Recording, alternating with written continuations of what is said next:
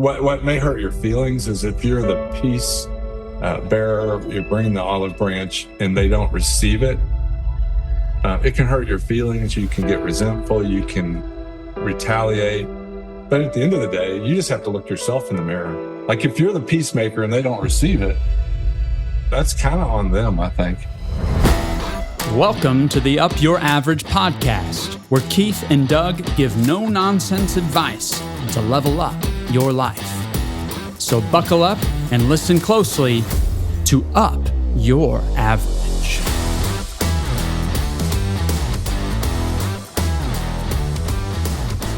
All right, Doug, it's another day. It's another time to up your average. It's a great day. You know, I used to get a microphone to speak at our church gathering, and there was a time I told the history of how Christmas became a thing. Yeah, you should never have done that. It's made me think differently of you. If you hear people say, put Christ back in Christmas, you'll always get a smirk from me if you do the historical study. Keith likes to celebrate Gimbel's Christmas party in like June. We're due. We need to call Debbie. So today, Just to shake things up. I'm here to up your average and upset your apple cart about Valentine's Day. Do you know the origins of this particular day? No clue. I'm sure it's something pagan. All of them are pagan. Yeah. But it was a pagan. Well, there's a 50-50 chance. It was either a pagan fertility celebration where the pagan priest would get naked, assassinate a dog, cover their bodies with blood, and see, this is the kind. Can you imagine going to church with Keith? Yeah, I'm just telling when you. He's talking about Christmas. It's called Lupercalia, is what the pagans did, and they celebrated on February 15th. And that's only part of the challenge. Then you have the Roman Catholics, and this is all going on in Rome, right? Like they don't know the exact history of Saint Valentine. However, like if the kids are watching, you might want to turn it off for a second. They didn't like Saint Valentine in Rome, and they beheaded him on the 14th of February. For real? I'm not making this stuff up. I researched it. Why can't we just trade little sugar candy hearts? Why can't we just do Be Mine? Yeah. Stuff like that. Yeah. So anyway, I was thinking for our conversation to help people. My average with romance and being a romantic is outshined by Ralph Wendell Tyner. My dad, he just was he raised the bar, and so I feel a little subpar to his efforts, and he would treat my wife in ways I'm like, dude, you are raising the bar too high for me, right? Like, what are you doing? I have to be here every day. You get to like touch and go, Was he an engineer? He was, yeah. How in the world? It doesn't make a lot of sense, does it? That's great. Yeah. No offense to any engineer out there. Yeah, we got the engineers. We have the engineers with us today. I'm raising an engineer, I think. I think they all just... And he is extremely thoughtful. Yeah. So this was part of Dad's annual Valentine's process. There was probably 4 or 5 factories of Lib's candy in Evansville. Okay. And as a kid, we would get a tour, like a field trip. We'd go see how they make it, and then they'd throw candy at you at the end. And that was part of it. But this is a box of the Lib's turtles, and that really made Beverly happy when Ralph would bring that home. And so that process where he would give the kids a box of candy was just a pretty normal thing. I did not get Connie a box of these, but I got the kids boxes of these. I've got other things for Connie, but the thing I wanted to talk about was not just Valentine's Day, but the importance of considering communication within a relationship, whether it's your marriage, your dating, or even business relationships. How do you handle communication? How do you handle keeping the peace, keeping things moving forward? Because in finances, one of the biggest financial mistakes you can make is getting a divorce. And this was just kind of brought to my attention last week. And I watched Friday night with my bride last week. We watched The War of the Roses, Which I didn't know what that was. Yeah. You had to walk me through it. Yeah, and it's an old movie, I think from the 90s. It had Michael Douglas and Kathleen, I think that's her name, Kathleen Turner in it. And it kind of, the movie kind of shows the progression of how they liked each other, how they met, and then how they got to the point where they despised one another. And the only thing I can think when you watch that is it's just communication.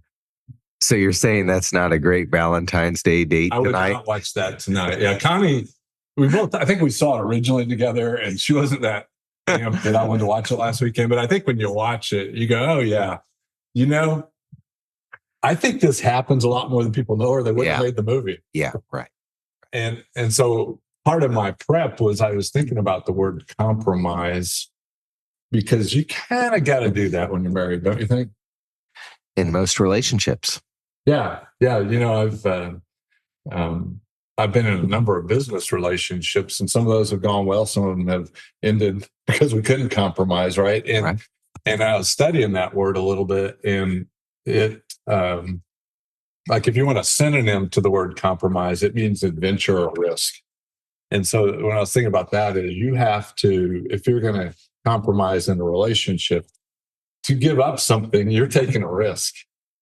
And the risk, it might be selfishly, you might think they're going to take advantage of me. If I give here, what else am I going to have to give? And one of the thoughts that I'll think about sometimes in a compromising situation is just adding some humor. And I keep this to myself, that the thought of, come on, be reasonable, see things my way.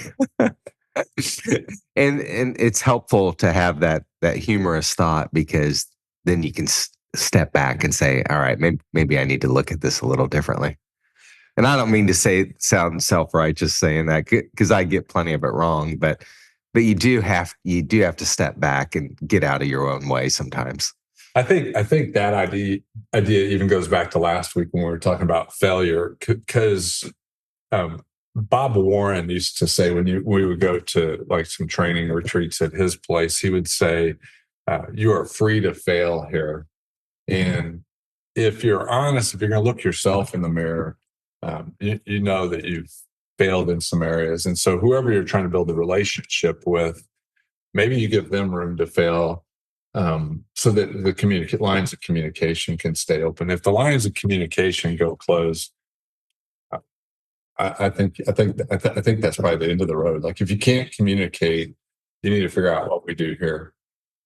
This is going to sound really harsh, but another favorite that I love to use, especially with our kids, I don't use this with Caroline, but with our kids, I ask them, are you done? Are you done talking? And I'm serious, because if they're not done talking, they need to talk some more, and I need to listen to them. What is it that's on their mind? Right? Yeah. Are you done? Yeah. Well, no, I'm not. And so it gives time to let everything out. And probably the hardest part about that, I would think, Doug, is that maybe what the chip somebody has on their shoulder, maybe they can't even talk about. That's right. Yeah, maybe they won't even talk about it. And to get that out, that takes a lot of kindness, patience, willingness to get your feelings hurt. It takes a lot to get to that point in a conversation. It sounds pretty stone cold to say that, are you done? Yeah. But it's really an invitation. Yeah. Yeah. I wonder, you didn't have daughters, so that probably wouldn't work. Yeah. With daughters, it's a lot harder to get that kind of pride out of there. You know what does work though? Caroline went to McDonald's this morning, and she's like a vitamins type person. I don't see her in my mental picture in the drive-thru at McDonald's. But she went to McDonald's this morning and got sausage, egg, and biscuit sandwiches and pancakes for the boys when they arrived to the breakfast table this morning. Wow. Now that works. That works with dudes. their stomach. You can, Yeah. mm, yeah, that's um, the idea of communicating with my daughters. Uh, uh, I'm looking at Kristen's wedding picture here. We didn't get along. We didn't communicate well. Maybe that's a better way of saying it. For a long time, Yeah, I think you got along. we just didn't Yeah, communicate. yeah, well. and I observed it all. Yeah, and part of how we got there, You got along. we would go to breakfast, and I would take the time to find a unique breakfast location for us to go to. Yeah. And sometimes we would just scrape our plate and stare at each other because it would be to try to say what needed to be said. There might have been conflict there, and so maybe it was better just to share company with each other, Be together until one of us was at a place where we could talk about whatever needed to be talked about. But yeah, but like one of the ironies of this is I went to school. I don't remember. I have to pull up my yearbook. If I went to school with this particular Libs, so there's Stephen Libs and Mike Libs chocolate in Evansville. And I don't want to assassinate the Libs family, but the grandparents, whoever started the business, it's probably over 100 years old. It is unbelievable chocolate.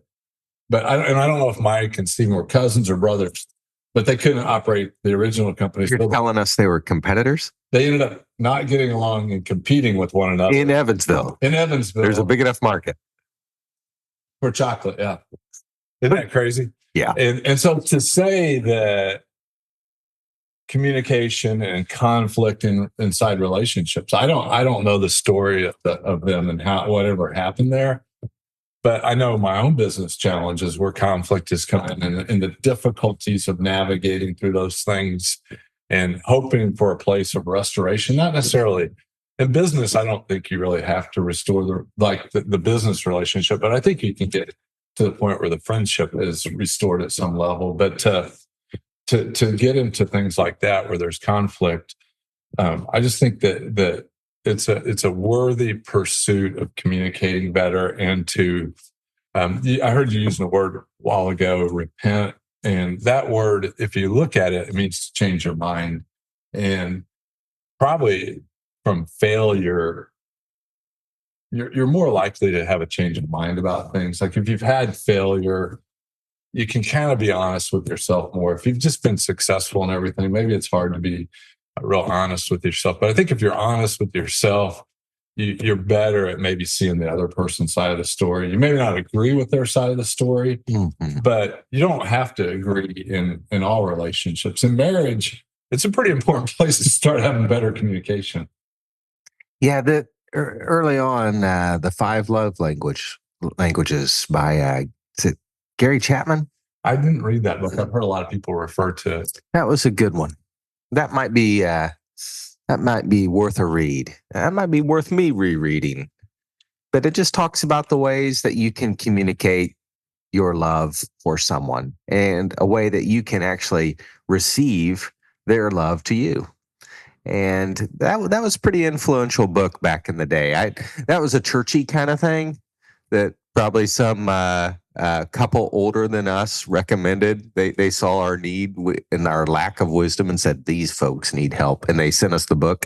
That's really but it was effective. Yeah, I'm going to share this is their webpage. I'm not sure about this.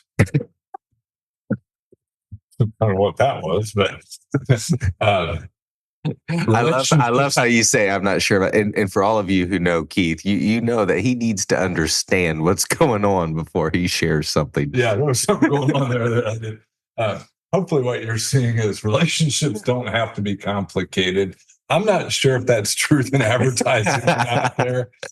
But yeah, they probably are. Yeah, it's going to be complicated. But that's where the fun can happen. Yeah. And the communication part, I just think communication is difficult.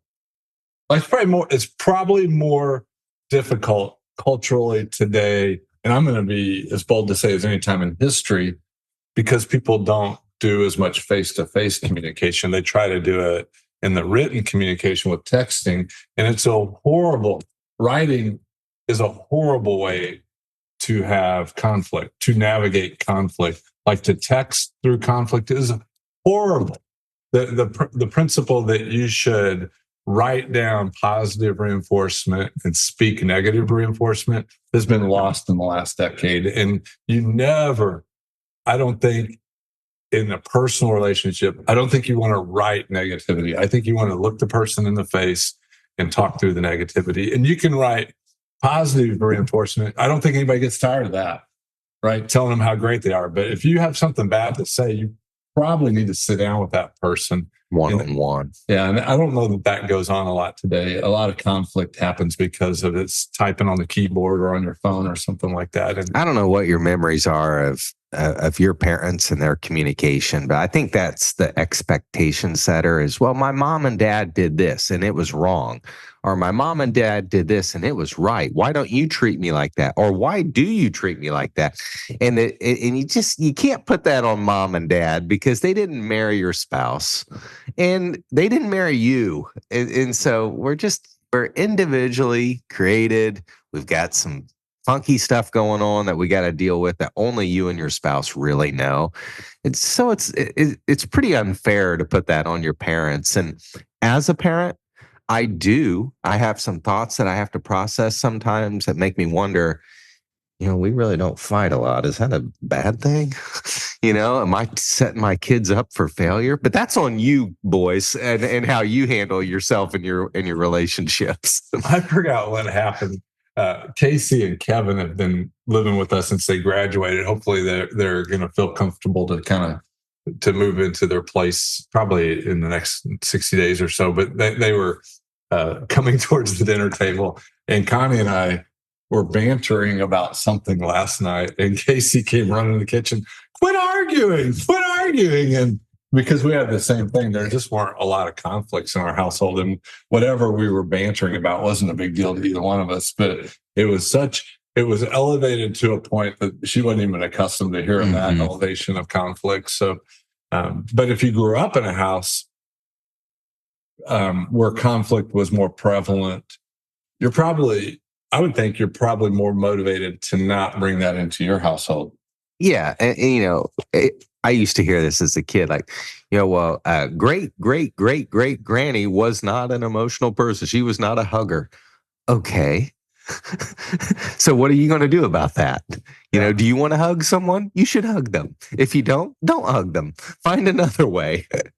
But you can't blame it on the genetics. I mean, I understand that. And it is important to look deeply and think about it. And why am I this way and all that stuff. But at some point in time, it's up to you.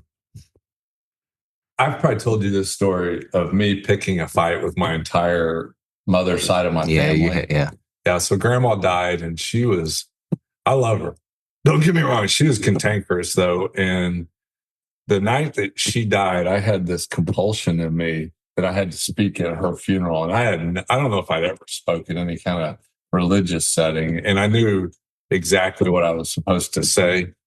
And I really got a good friend out of it. The pastor that was officiating, he and I have become friends because I sent him my outline. He goes, "Are you sure you want to say this?" And I go, "I absolutely don't want to say this, but I am going to say it." And what I knew that I had to say is these things can be genetic. They can be great grandma's fault. Yeah. And as a matter of fact, they go back. They probably are. They go back quite a bit, probably. But I went to the funeral.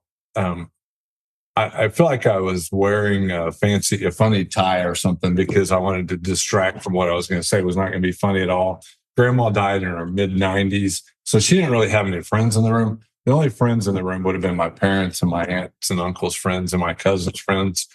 And what I said is that according to Scripture, the sins of the fathers are passed down to the third, and fourth generations. But the righteousness of God can disrupt that channel. And so what I was compelled to say is today is the day. I'm looking at the front the front rows of we have a small family, so it was everybody. And I'm saying today's the day. This stops today. As for me and my family, it's stopping today. And all I can tell you is I hope you guys can stop it today. We'll see you at the reception for punch and cake. And how did it go over? my aunt and my mother got into an argument in the foyer over the flowers and essentially didn't talk the rest of their lives.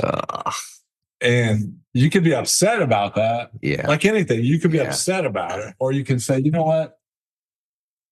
It's not their fault. There's other things up the bloodline, up the genetics that may have caused that. And I love both my aunt and my mother, but they each had a choice what they were going to do with that situation.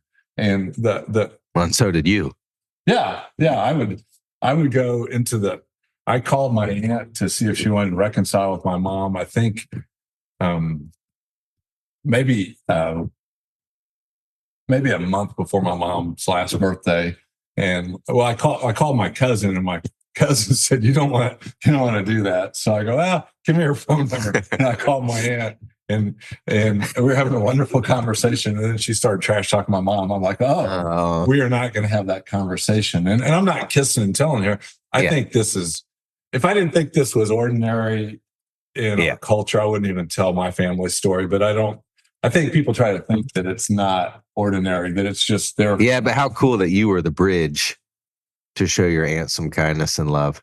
Yeah, and I love on your mom's behalf, you were like representing her. Yeah, you were my cousin. You were repping your mom. Because when those two broke, it broke the relationship with the cousins too. But it gave me an opportunity to get time with my cousin, which has been a really cool thing. She's really cool. I like her.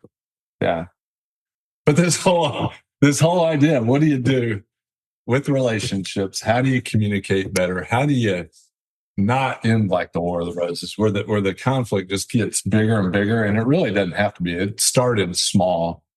And so what can you do today? Can you have a change of mind with somebody where you're having a difficult situation? Can you throw out the olive branch? Can you be the peacemaker? I think you can. I don't know that. What may hurt your feelings is if you're the peace bearer, you bring the olive branch and they don't receive it. It can hurt your feelings. You can get resentful. You can retaliate. But at the end of the day, you just have to look yourself in the mirror. Like if you're the peacemaker and they don't receive it, that's kind of on them, I think. If you're doing peacemaker stuff, you're going to be known. It stands out. It doesn't take a lot to stand out. Yeah, and it's hard. Like if there's been a conflict, to be the peacemaker, that takes a lot of courage. But I think you guys all have courage to do that. Like I don't think, even if it goes wrong, even if the other person is a jerk, I think if you can say, I can only control me, and I'm going to bring the olive branch, I'm going to bring the peace. If it's not received, it doesn't matter. You did all that you could do. And I've been on the other end of that, where I've had the peacemaker come to me. Yeah. And if that happens to you, or when that happens to you, you can handle that one too. Yeah. You can own it. Yeah, it's hard for either person. It's hard because you're kind of picking a scab where you don't, if you don't go to the person, you can just ignore it and just have it in the back of your head, or you can try reconciliation, and maybe that works. I don't know. Marriage is, I don't even know how they know the data, but they say it's 50-50, like whether it's going to make it or not. And so it's not a high probability thing, but I think going into marriage is probably one of the most beneficial things you can ever do.